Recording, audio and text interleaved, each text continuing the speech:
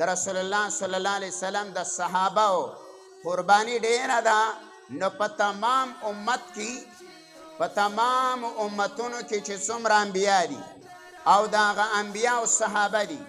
په هغه ټولو باندې د محمد رسول الله صلی الله علیه وسلم د صحابه مرتبه چوته ده ولی د صحابي مرتبه ځکه چوته ده چې د صحابي قربانی ډیره ده زیاته ده سعد بن ابي وقاص رضی الله تعالی عنہ ایمان راوړی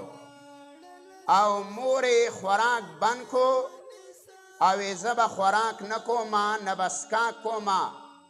چې تر څو پورې تا په محمد رسول الله صلی الله علیه وسلم کفر نه کړی وی بیته به د ده ملګرتیا پرېږدي په ده به کفر کې د ایمان نه به رجوع کې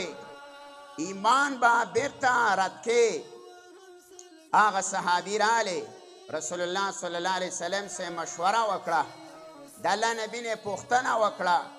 وی د الله رسوله ما ایمان راوړی زما مور خوراک څښاک بند کړی او هغې دا شرط لګولی چې زه خوراک څښاک نه کومه تر څو پورې چې تا په محمد رسول الله کفر نه کړی د الله نبي ورته یو جمله وویله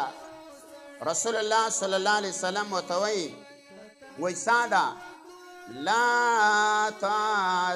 لا طاعة لمخلوق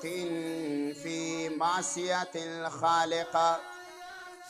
اے ساده ګوره د مخلوقه تابعداري لازم نه ده کو هغه بابا ولې نه دی کو هغه ابی ولې نه ده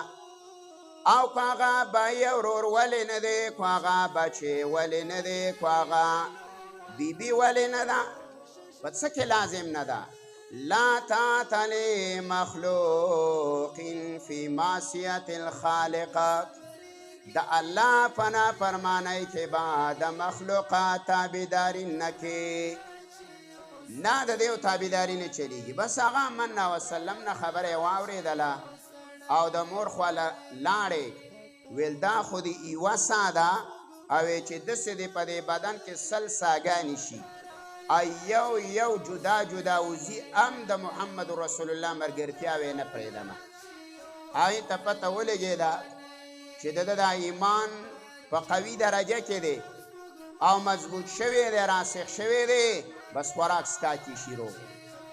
نو د صحابي قرباني ډېره ده هغې په دې دین باندې خپله والدین پرېښي دي ګوره خپلې بیبیانې صحابه و پرېښي دي خپل وطن کلی دا ډېر خوږ شی دی